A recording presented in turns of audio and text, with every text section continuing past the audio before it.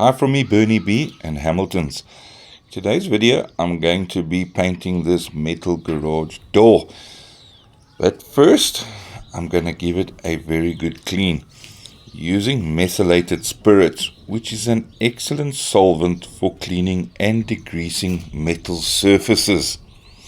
So I'm wiping the garage door clean with methylated spirits because I'm going to sand after that, and a generally cleaner door will prevent the sandpaper from clogging up a lot quicker.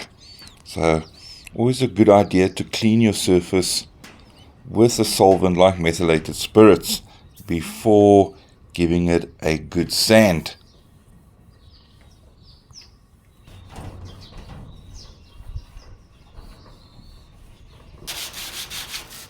Using Hamilton's quality sandpaper, I'm using an 80 grit to now sand the metal surface, to scratch it so that we get a good key. Now with the sandpapers, it has an open coat grain design which minimizes clogging and sands easily through the toughest of coatings. And remember, the sandpaper is available in 40, 60, 80 and 100 grit in 1 meter and 5 meter rolls for larger projects.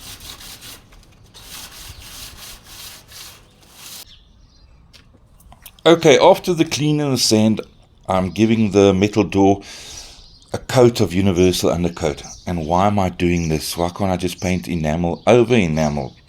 Because the existing enamel has been on the surface for so long and this coating has gone chalky, and you can't wipe or sand chalkiness away, it remains. So for a new enamel to bond, it's safer to give the entire surface a coat of universal undercoat. So if you feel you have a surface that's not sound, that doesn't look in good nick, whether it be a water-based paint or an enamel like this one, it's always a good idea to give your surface one coat of a universal undercoat. Then you know you have a sound, solid surface to paint over. So one coat I'm applying onto this metal door using Hamilton's 100mm utility paintbrush. So there we go, one coat of universal undercoat over the old enamel paint that was on the door using the Hamilton's utility paintbrush. I used the brush to apply the undercoat on the whole surface. It just worked a lot quicker. And remember, the utility brush is an all-purpose brush and it's ideal for multiple uses, including cutting and trim work. Okay, after leaving the universal undercoat overnight to dry, I'm now ready to cut in and do my trim work of my gloss enamel. And why am I using a gloss enamel? Well, gloss enamel is ideal in areas that see high use and wear because of its durability. It forms a hard shell once dry. And remember, enamel, especially the solvent enamels, are mold and moisture resistant, so it will last for a number of years. And gloss enamel is waterproof, so it's a perfect coating for any surface exposed to the elements, such as your window frame, burglar proof, metal garage door. And we're going to be applying the enamel paint using Hamilton's mock mohair roller.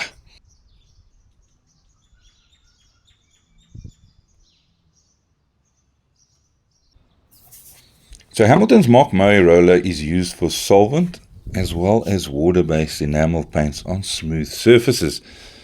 It's a very economically priced roller, and it's available in 50mm, 100mm, 150 and 225mm refills and complete rollers, and is also available in the 225mm with a tray.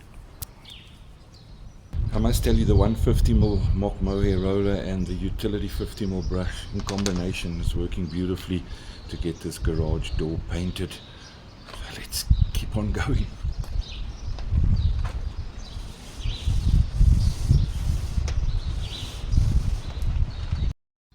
Looking good. We're just going to let this first coat dry overnight before we apply our second coat. It seems like we're achieving the perfect finish. We're just going to let the first coat dry overnight before we apply our second coat. Once again, we just cut in where the roller is not going to get in, around the handles, the corners, etc. And then we start applying our second coat. If you find you've applied the first coat a little excessive and you've got some run marks or whatever, you can use some fine water paper, say about 180 to 200, and just give it a light sand over those areas to flatten out your enamel. A litre of gloss enamel was used to complete this garage door for 2 coats. Well, I hope you enjoyed this video. Please like and subscribe to our channel. We'd really appreciate that. So with a good clean quality sandpaper, Hamilton's utility brush and the mock mohair roller, we achieved the perfect finish.